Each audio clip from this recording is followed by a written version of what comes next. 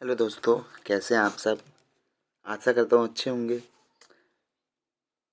आज हम शुरू करेंगे अपने इंडियन पॉलिटी के लेक्चर सीरीज़ का तीसरा लेक्चर। इससे पहले हम दो लेक्चर पूरे कर चुके हैं। एक तो हमारा हिस्टोरिकल बैकग्राउंड था और दूसरा था हमारा making of the constitution. Making of the constitution. तो ये दो चैप्टर हम पूरे कर चुके हैं। इस चैप्टर में हम बात करने वाले हैं salient feature of the constitution. तो आइए शुरू करते हैं। Salient features of the constitution. इस स्पेसिफिक वीडियो में हम हमारे संविधान के इस पे कुछ सेलेंट फीचर्स हैं, उसकी चर्चा करने जा रहे हैं हम। आगे बढ़ते हैं।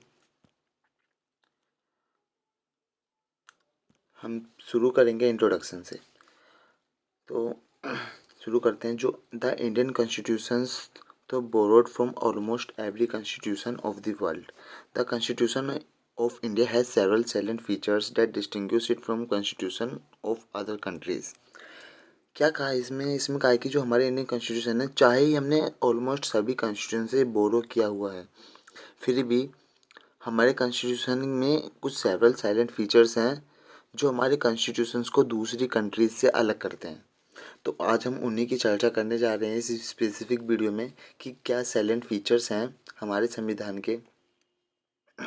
जो ओरिजिनल फीचर्स है कॉन्स्टिट्यूशन का, जैसा कि 1949 में अडोप्ट किया गया था, उसमें काफ़ी चेंजेस हुए हैं, काफ़ी अमेंडमेंट हुए हैं। हमारा आर्टिकल 68 है हमारे कॉन्स्टिट्यूशन का, जो इसी चीज़ से डील करता है कि समय के साथ अब जो कुछ ज़रूरत पड़ती है संविधान में चेंज करने की, तो इस आर्टिकल के तहत हम संविधान में चेंज कर सकते हैं। तो ये आर्टिकल 368 है जो बात करता है अमेंडमेंट ऑफ द कॉन्स्टिट्यूशन की। हाँ, जो लॉ मेकर्स हैं, जो पॉलिसी मेकर्स हैं, जो हमारी लेजिस्लेटिव है, वो समय के साथ जब उसे ज़रूरत पड़े तो वो इसमें अमेंड कर सकती है। तो अब तक बहुत अमेंडमेंट, लगभग 105 अमेंडमेंट हो चुके हैं अब तक। 2022 में वीडियो बना रहा हूँ आज तक। और ये 7th 42nd 44th 73rd 74th ये कुछ अमेंडमेंट, ये कुछ इम्पोर्टेंट अमेंडमेंट हैं। और लगभग जो 42nd अमेंडमेंट है 1976 का, इसको तो मिनी कॉन्स्टिट्यूशन कहा जाता है।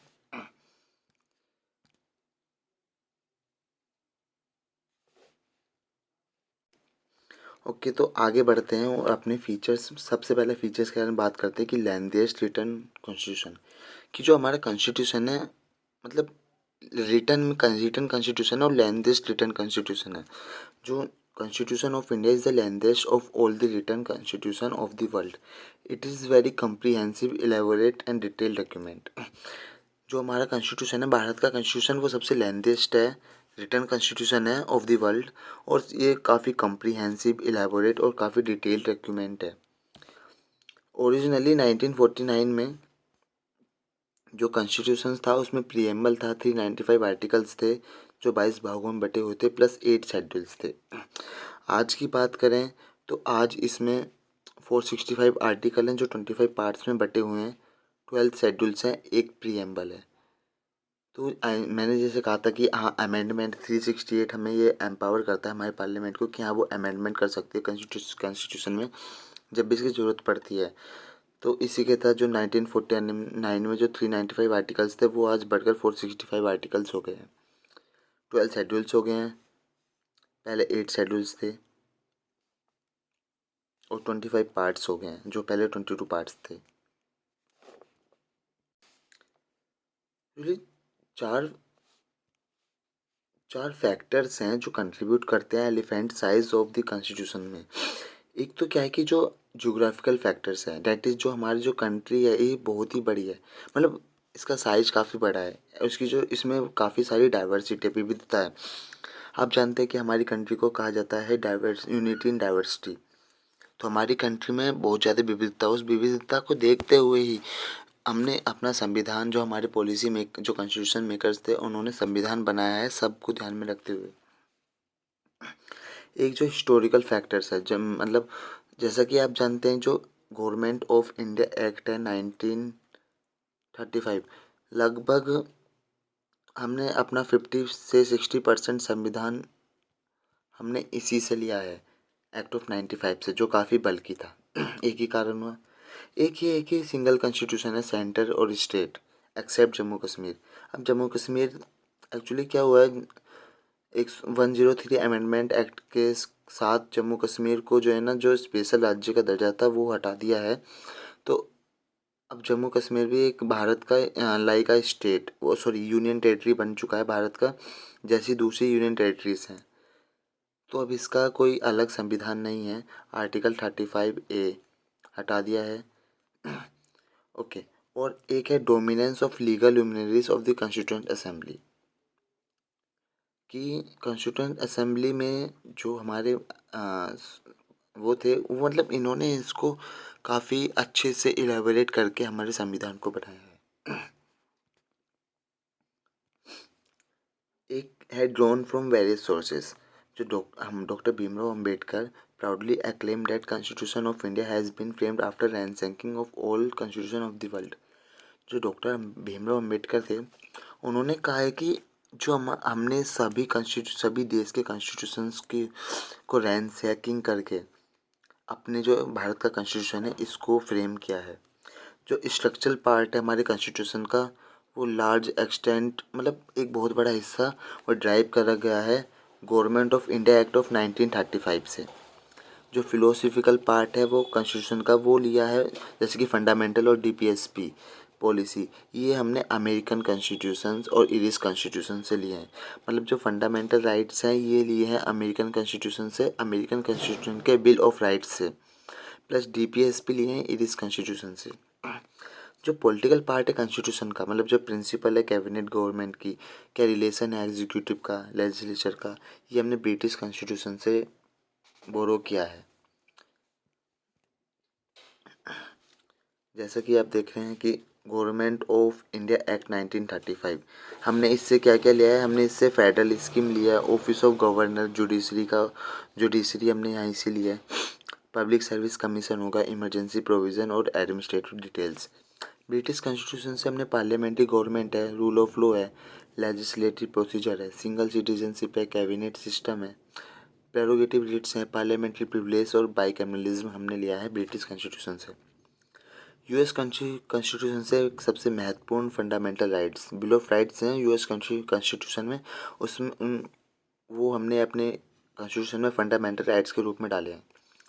जुडिशरी की इंडिपेंडेंस हमने वहीं से ली है, judicial review, impeachment of the president हमने वहीं से लिया है, removal of supreme court and high court जजेस, पोस्ट ऑफ वाइस प्रेसिडेंट, दोनों ये सारी यूएस कॉन्स्टिट्यूशन से ली गई हैं।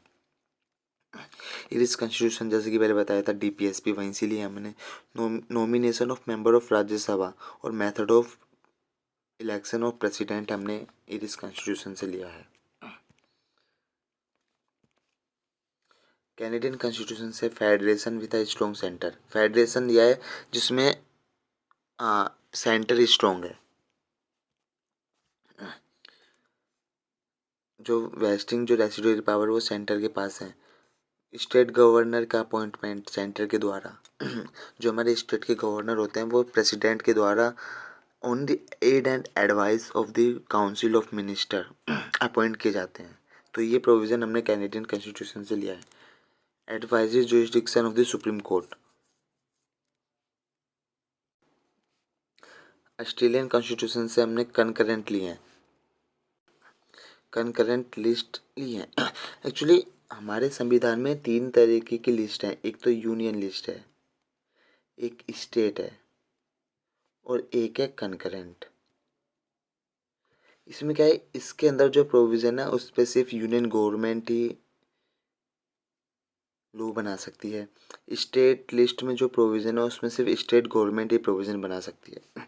लेकिन जो कनकरेंट लिस्ट है इसमें union government plus state government दोनों ही लॉ बना सकती हैं। पर लेकिन अगर जो इनके बीच में लेके कोई विवाद होता है तो यूनियन गवर्नमेंट के पास ज़्यादा पावर है, उसको प्रेफरेंस दिया जाएगा कनकरेंट लिस्ट में। स्टेट लिस्ट में जो यूनियन गवर्नमेंट है वो इसमें लॉ नहीं बना सकती है, बिल्कुल भी नहीं। सिर्फ कुछ ऐसे सिचुएशंस को छोड़कर, जैसे कि आपकी इमरजेंसी सिचुएशंस होगी, क्योंकि इमरजेंसी में जितनी पावर होती हैं वो हमारी सेंट्रल गवर्नमेंट के पास आ जाती हैं। तो इमरजेंसी सिचुएशन को छोड़ के जो हमारी सेंट्रल गवर्नमेंट है वो इस पे लॉ नहीं बना सकती है स्टेट पे, वो सिर्फ यूनियन लिस्ट पे ही लॉ बना सकती है।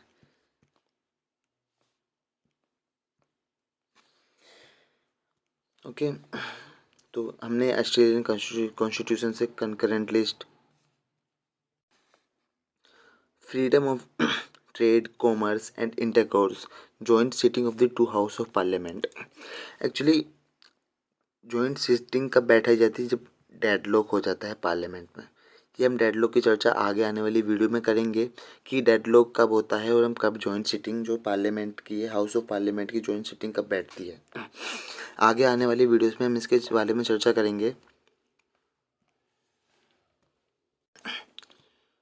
ओके, जो Weimar constitution of Germany Germany का कॉन्स्टिट्यूशन है, इसमें हमने suspension of fundamental rights during emergency. Actually emergency के दौरान जो हमारे फंडामेंटल राइट्स हैं वो सस्पेंड हो जाते हैं। तो ये प्रोविज़न हमने जर्मनी के कॉन्स्टिट्यूशन से लिया है।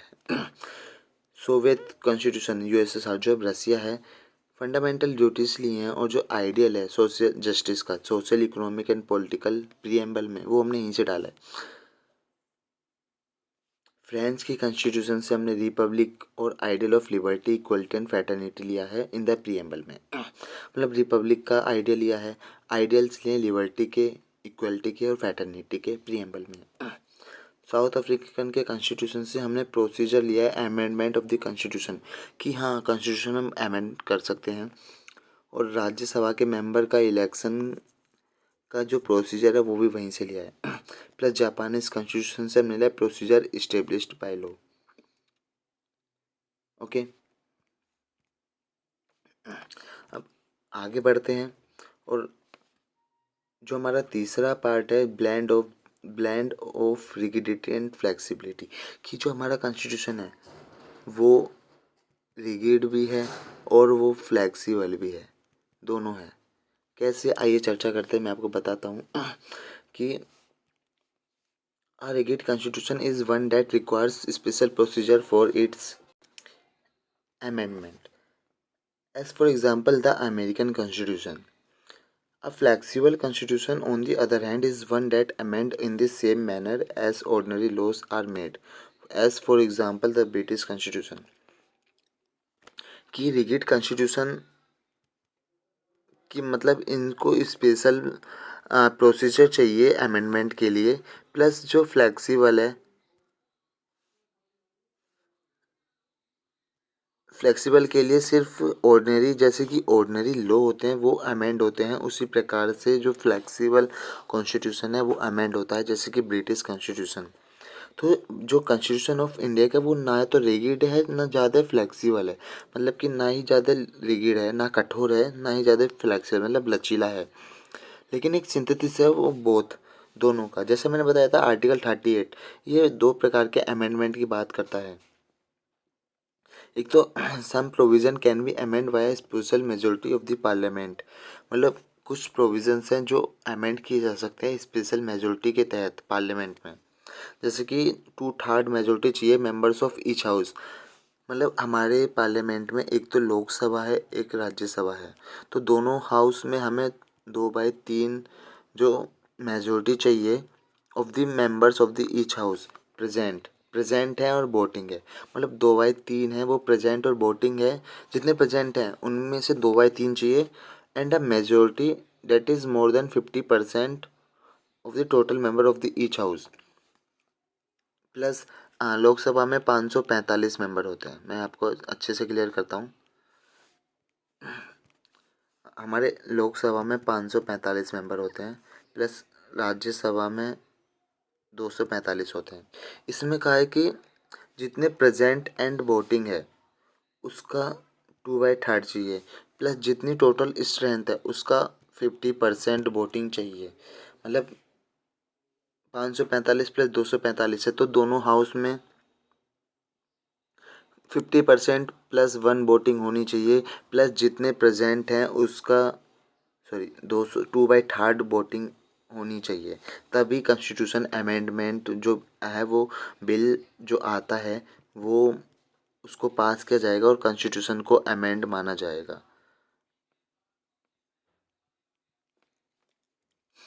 ओके, एक है some other provisions can be amend by special majority of the parliament and with the ratification of half of the total state. मतलब इसमें क्या है, जैसे हमने पहले बताया था कि 2/3 मेजोरिटी चाहिए प्रेजेंट एंड वोटिंग की, प्लस 50+1 चाहिए जो टोटल मेंबर्स हैं, प्लस इसमें क्या चाहिए, लगभग जो स्टेट्स हैं, हमारे स्टेट्स की जो असेंबली है, लेजिस्लेटिव असेंबली, इसमें इसके मतलब मोर देन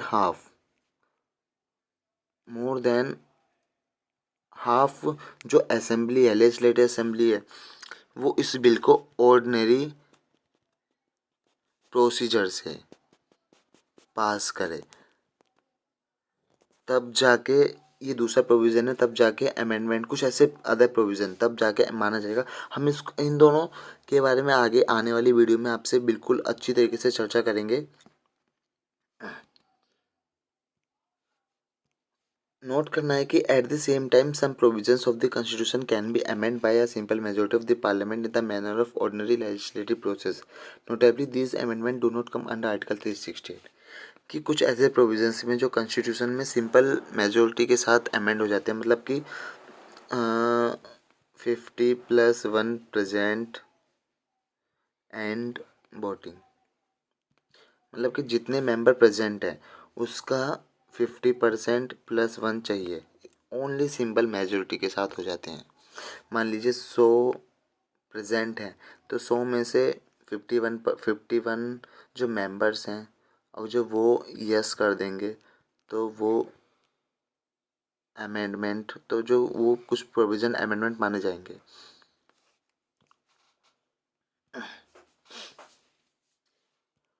ओके, एक चौथा है फेडरल सिस्टम विथ यूनाइटरी बाइस, कि जो फेडरल सिस्टम है यूनिटरी वाइज, मतलब कि फेडरल सिस्टम है, हाँ हमने फेडरल सिस्टम लिया है, पर जो हमारा जो झुकाव है वो यूनियन, मतलब कि सेंट्रल की तरफ ज़्यादा है, सेंट्रल की तरफ ज़्यादा है। बात करते हैं कि जो फीचर्स हैं फेडरेशन ऑफ इंडिया कॉन्स्टिट्यूशन के, वो कुछ है कि हाँ 2 गवर्नमेंट है, पावर का डिवीज़न है, रिटन कॉन्स्टिट्यूशन है। ओके, सुप्रीमेसी है कॉन्स्टिट्यूशन सबसे ऊपर है, रिगिडिटी है कॉन्स्टिट्यूशन की, हाँ कि कॉन्स्टिट्यूशन के कुछ ऐसे प्रोविज़न हैं जिसको लिए स्टेट की रेटिफिकेशन चाहिए, कि हाँ आप इसको अमेंडमेंट करना चाहते हैं तो आपको स्टेट की भी रेटिफिकेशन चाहिए। जुडिशरी इंडिपेंडेंट है और बाइकैमरलिज्म है, ये कुछ फेडरेशन के फीचर्स हैं। उसी के साथ साथ कुछ यूनिटरी फीचर्स हैं इंडियन कॉन्स्टिट्यूशन में, जैसे जो सेंटर है वो स्ट्रॉन्ग है, सेंटर के पास पावर ज़्यादा है, सिंगल कॉन्स्टिट्यूशन है, मतलब हर स्टेट का, जैसे अमेरिका में है, अमेरिका में सेंटर का अपना अलग कॉन्स्टिट्यूशन है और स्टेट का अलग कॉन्स्टिट्यूशन है, पर इंडिया में ऐसा नहीं है, इंडिया में सिंगल कॉन्स्टिट्यूशन है स्टेट के लिए और सेंटर के लिए। सिंगल सिटीजनशिप है, अमेरिका में भी 2 सिटीजनशिप है, पर भारत में सिंगल सिटीजनशिप है। कॉन्स्टिट्यूशन की फ्लेक्सिबिलिटी भी है, कि हाँ कुछ ऐसे प्रोसीजर्स हैं जिनको अमेंड कर सकते हैं, कि इंटीग्रेटेड जुडिशरी, मतलब जितनी जुडिशरी हैं, जैसे कि पहले सुप्रीम कोर्ट हो गया, फिर हाई कोर्ट हो गया, फिर नीचे जो अदर डिस्ट्रिक्ट कोर्ट हो गए, ये तीनों एक दूसरे से, ये सारे कोर्ट एक दूसरे से जुड़े हुए हैं, इंटीग्रेटेड हैं। ऑल इंडिया सर्विसेज हैं और इमरजेंसी प्रोविजंस हैं, जैसा कि मैंने बताया इमरजेंसी प्रोविजंस हैं। ओके, आगे बढ़ते हैं। एक नोट है यहाँ पे कि जो टर्म फेडरेशन है has नॉवर used in the constitution, मतलब नो वेयर कॉन्स्टिट्यूशन में फेडरेशन शब्द नहीं यूज़ किया गया है। आर्टिकल 1 जहाँ बात करता है, डिस्क्राइब करता है इंडिया को as a union of states, states के यूनियन। जो बात करता है दो चीज़ों पे, कि एक तो इंडिया फेडरेशन जो है वो is not a result of an agreement by the state, मतलब स्टेटों के बीच में कोई समझौता नहीं हुआ है, जैसा कि अमेरिका में है, कि स्टेटों ने समझौता करा है प्लस एक यूनाइटेड बनाया है। ऐसा नहीं है कि वहाँ पे जो अमेरिकन स्टेट्स हैं तब अमेरिका है, भारत नहीं है। भारत में ऐसा नहीं है, भारत में इंडिया है, फिर स्टेट्स हैं। पहले इंडिया बना है, उसके बाद इट्स स्टेट्स को बांटा गया। अमेरिका में पहले स्टेट्स बने हैं, फिर उन स्टेट्स ने मिलके एक अमेरिका को बनाया है। और दूसरा है कि no state has the right to secede from the federation, और किसी भी स्टेट के पास राइट नहीं है कि वो इस फेडरेशन से अलग हो। Okay. Quasi federal by K C Wheare हैं जो कॉन्स्टिट्यूशंस के ज्ञाता कहे जाते हैं। उन्होंने कहा कि क्वासी फेडरल है, कि मतलब फेडरल तो है पर लेकिन उसका झुकाव ज़्यादा यूनिटरी की तरफ है, जैसे बताया आपको। बारगेनिंग फेडरलिज्म, मॉरिस जोन्स ने कहा है बारगेनिंग फेडरलिज्म है। कोऑपरेटिव फेडरलिज्म, ग्रैनविले ऑस्टिन ने कहा है। और फेडरेशन विद सेंट्रलाइजिंग टेंडेंसी, ये आइवर जेनिंग ने कहा है। तो ये याद करने की इतनी ज़रूरत नहीं है आपको। आगे बात करते हैं पार्लियामेंट्री फॉर्म ऑफ गवर्नमेंट। हमारे देश में पार्लियामेंट्री फॉर्म ऑफ गवर्नमेंट है। The parliament system is based on the principle of cooperation and coordination between the legislative and executive organ. क्या पार्लियामेंट्री सिस्टम बेस्ड होती है प्रिंसिपल ऑफ कोऑपरेशन पे और coordination पे बिटवीन लेजिस्लेटिव और executive organ. Actually हमारे जो कंट्री में जो गवर्नमेंट सिस्टम है उसमें एग्जीक्यूटिव है, लेजिस्लेटिव है और जुडिशरी है। ये एक दूसरे से जुड़ी हुई है ये एक दूसरे से जुड़ी हुई हैं। तो यही सिस्टम है कि कोऑपरेशन के साथ काम करती हैं और कोऑर्डिनेशन के साथ काम करती हैं। ओके। जो प्रेसिडेंशियल सिस्टम है वो बेस्ड है doctrine of separation of power between two organ. जो प्रेसिडेंशियल हमने पार्लियामेंट्री सिस्टम अपनाया है, पर प्रेसिडेंशियल सिस्टम में क्या है कि ये बेस्ड है doctrine of separation of power में, दो ऑर्गन में। जो फीचर्स हैं पार्लियामेंट्री गवर्नमेंट के इंडिया में वो कुछ इस प्रकार हैं कि एक तो नॉमिनल और रियल एग्जीक्यूटिव है। नॉमिनल और रियल एग्जीक्यूटिव दोनों हैं। नॉमिनल कौन है? प्रेसिडेंट। रियल एग्जीक्यूटिव कौन है? Prime minister. जो मेजोरिटी पार्टी होती है वो रूल करती है। कलेक्टिव रिस्पॉन्सिबिलिटी है एग्जीक्यूटिव की टू द लेजिस्लेचर को। ये आपके आगे बात करेंगे जब हम पार्लियामेंट के बारे में चर्चा करेंगे कि कलेक्टिव रिस्पॉन्सिबिलिटी किस प्रकार है। एक्चुअली इस प्रकार है कि एग्जीक्यूटिव लेजिस्लेटर के प्रति जवाबदेह है, और प्लस एग्जीक्यूटिव में जितने भी मेंबर्स हैं जो काउंसिल ऑफ मिनिस्टर्स हैं प्लस अदर्स मिनिस्टर हैं, ये सब लेजिस्लेटर के प्रति जवाबदेह हैं। सभी के सभी कलेक्टिव रिस्पॉन्सिबिलिटी है। अब जो लेजिस्लेटर ने किसी एक के भी खिलाफ नो कॉन्फिडेंस मोशन चलाया तो लगभग पूरी जो एग्जीक्यूटिव है, जितनी पूरी एग्जीक्यूटिव गवर्नमेंट है, ये इसको रिजाइन करना पड़ेगा। तो इस प्रकार से कलेक्टिव रिस्पॉन्सिबिलिटी है। जो मेंबर्स हैं मिनिस्टर इन द लेजिस्लेटर में, जो मिनिस्टर्स होते हैं वो लेजिस्लेटर में भी मेंबर्स हैं, मतलब वो एमपी हैं तभी वो मेंबर चुने गए हैं। जो एमपी नहीं होंगे या फिर मेंबर ऑफ पार्लियामेंट नहीं होंगे तो उनको मिनिस्टर नहीं बनाया जाएगा। अब जो वो मिनिस्टर बनते हैं तो 6 महीने के अंदर अंदर उनको किसी ना किसी हाउस में ऐसा मेंबर बनना होगा, तभी उनको मिनिस्टर की पोस्ट पे रखा जाएगा, नहीं तो फिर उनको उस पोस्ट से रिज़ाइन देना पड़ेगा, सीड कर दिया जाएगा, मतलब वो अपने आप हट जाएंगे। जो लीडरशिप है प्राइम मिनिस्टर की और चीफ मिनिस्टर की, प्राइम मिनिस्टर हेड हैं एग्जीक्यूटिव के। और डिसोल्यूशन ऑफ लोकसभा या असेंबली, लेजिस्लेटिव असेंबली डिसोल्यूशन हो सकता है।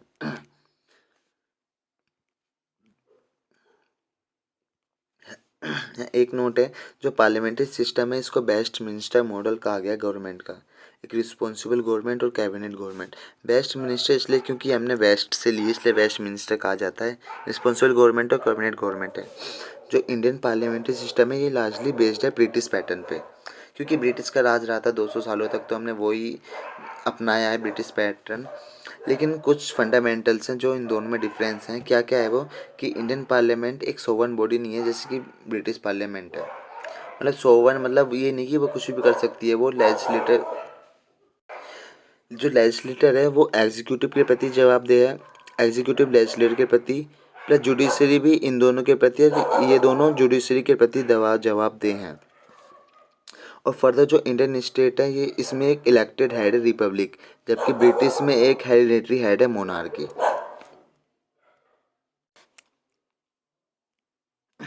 ओके, 6 पॉइंट है कि जो synthesis of parliamentary sovereignty and judicial supremacy, कि पार्लियामेंट सोवर्निटी और जुडिशल सुप्रीमेटी का एक सिंथेसिस रूप लिया है। क्या लिया है, जो फ्रेमर्स थे इंडियन कॉन्स्टिट्यूशन को, उन्होंने प्रीफर किया है a proper synthesis between British principle of parliamentary sovereignty. मतलब जो ब्रिटिश का प्रिंसिपल है पार्लियामेंट्री सोवर्निटी उसको, तो वो है, प्लस जो अमेरिकन प्रिंसिपल है जुडिशल सुप्रीमेसी, कि पार्लियामेंट्री सोवर्निटी के साथ साथ जुडिशल सुप्रीमेसी है। क्या मतलब, जो सुप्रीम कोर्ट है वो डिक्लेयर कर सकता है पार्लियामेंट्री लॉ ऐसा unconstitutional through it's power of judicial review. क्या कहा गया है कि जो सुप्रीम कोर्ट है वो पार्लियामेंट के लॉ को अनकॉन्स्टिट्यूशनल डिक्लेयर कर सकता है जो उसके पास पावर है जुडिशल रिव्यू की। और जो पार्लियामेंट है on the other hand can amend the major portion of the constitution through its constitution power.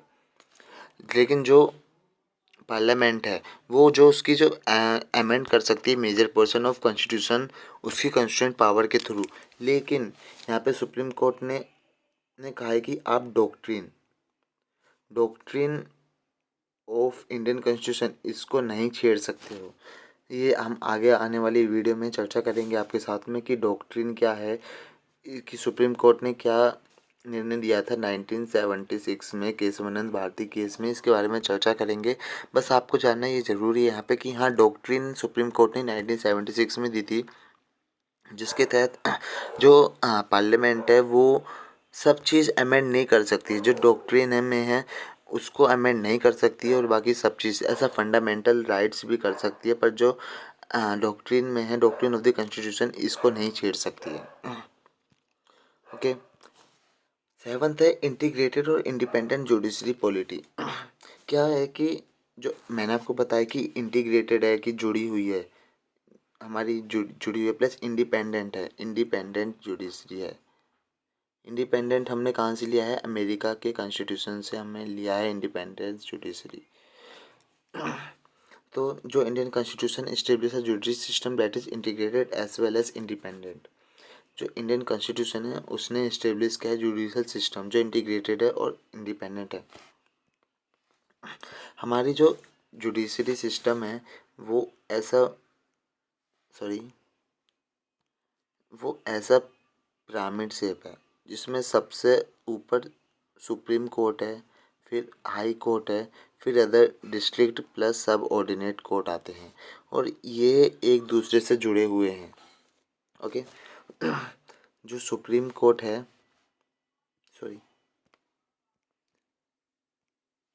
जो सुप्रीम कोर्ट है वो टॉप पे है, as a top of the integrated judicial system in the country.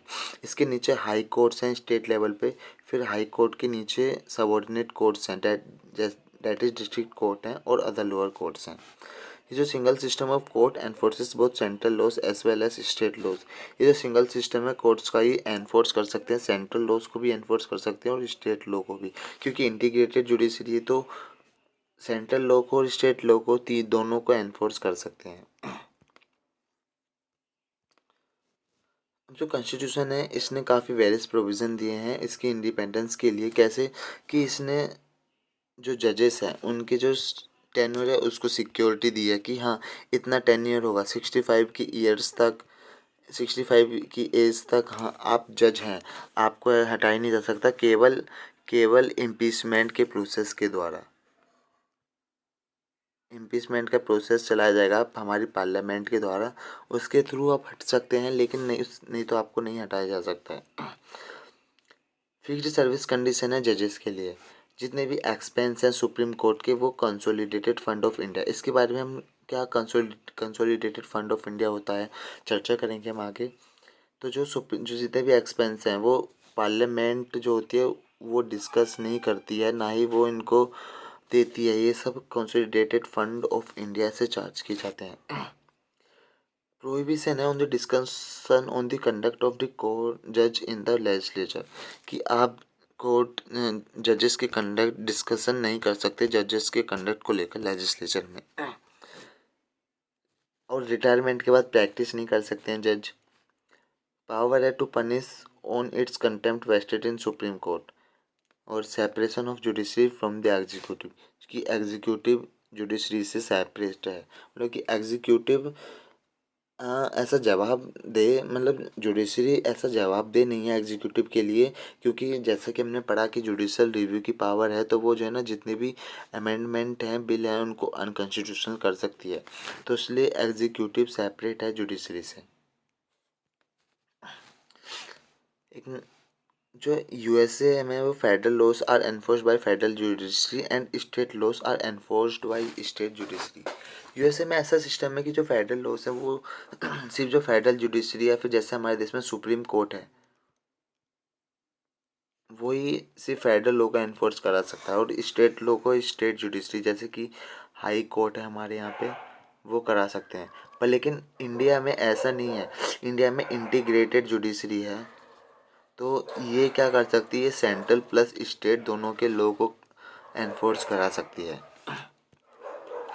Okay, part 8 है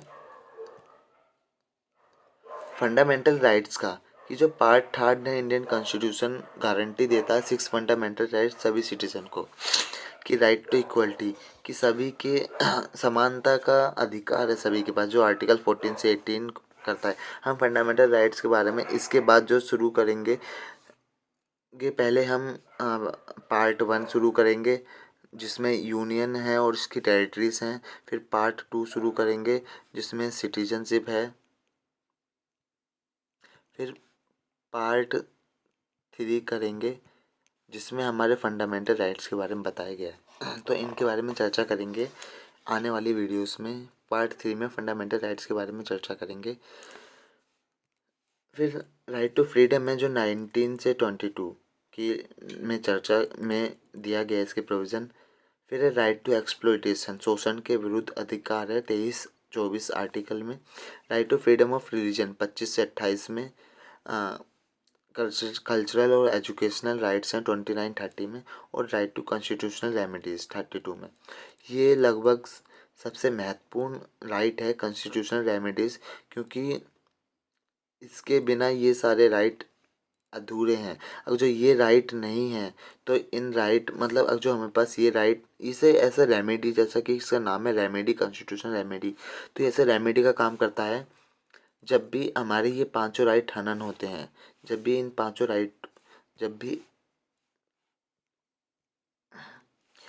ये पांचों राइटों का हनन होता है तो इस राइट के थ्रू हम सुप्रीम कोर्ट जा सकते हैं, और प्लस अपने जो राइट का वोलेशन है उसके लिए रेमेडी मांग सकते हैं। 5 प्रकार की रिट इस कॉन्स्टिट्यूशन इस आर्टिकल के तहत सुप्रीम कोर्ट जारी करता है। आगे चर्चा करेंगे, जैसे कि हेबियस कॉर्पस है, मैंडामस है, और सर्टियोरारी है, प्रोहिबिशन है, और ये कुछ हैं, और एक इन ये कुछ सॉरी रिट हैं जो सुप्रीम कोर्ट जब ये वोलेट होते हैं राइट पब्लिक और प्राइवेट अथॉरिटी के द्वारा। और एक है क्यों वारंटो, सॉरी मैं इसको भूल गया था, क्यों वारंटो। तो ये 5 प्रकार की रिट हैं जो पब्लिक और प्राइवेट जब अथॉरिटी जब इसको वोलेट करती हैं तो सुप्रीम कोर्ट जाकर हम डायरेक्ट इसके थ्रू इनके वोलेशन के खिलाफ आवाज़ उठा सकते हैं। प्लस सुप्रीम कोर्ट ऐसा कह सकते हैं कि ऐसा सिक्योरिटी के रूप में काम करता है कॉन्स्टिट्यूशन के। तो वो हमारे संविधान में जो अधिकार दिए हैं इसको बचाने की मतलब गारंटी दी है कॉन्स्टिट्यूशन ने। सुप्रीम कोर्ट इनकी रक्षा करता है। ओके। नोट है कि जो फंडामेंटल राइट्स हैं जस्टिसेबल है नेचर में, कि हम जो क्या मतलब है जस्टिसेबल की ये एनफोर्सेबल है कोर्ट फॉर द वायलेशन। इनके वायलेशन के लिए हम कोर्ट में जा सकते हैं इनको एनफोर्स कराने के लिए। पर लेकिन एक है कि फंडामेंटल राइट्स एब्सोल्यूट नहीं है, मतलब एब्सोल्यूट नहीं है, इसमें कुछ रीजनेबल रेस्ट्रिक्शन है कि ये सैक्रोसेंट या परमानेंट नहीं है।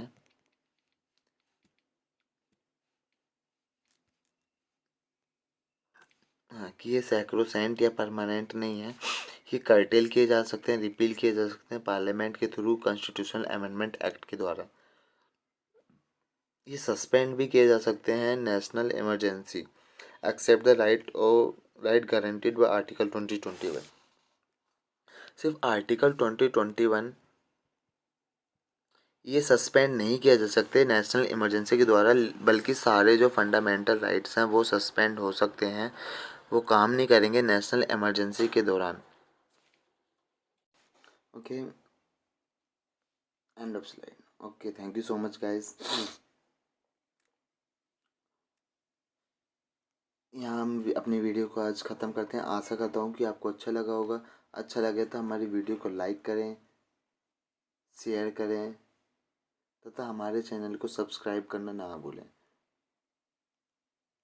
अभी ये हमने सेलेंट फीचर्स का ये पार्ट 1 लाए हैं, पार्ट 2 हम बहुत ही जल्द लाने वाले हैं। तो ये पार्ट 1 था, पार्ट 2 आएगा। तो ये मैं सोच रहा कि ये तो आधा कराया आधा नहीं कराया, कि पार्ट 2 भी अभी आए, पार्ट 2 आगे आएगा। तो फिर पार्ट 1 था, पार्ट 2 हम जल्दी लाने वाले हैं। ओके। ओके, तो thank you so much guys. मिलते हैं आपसे नेक्स्ट वीडियो में।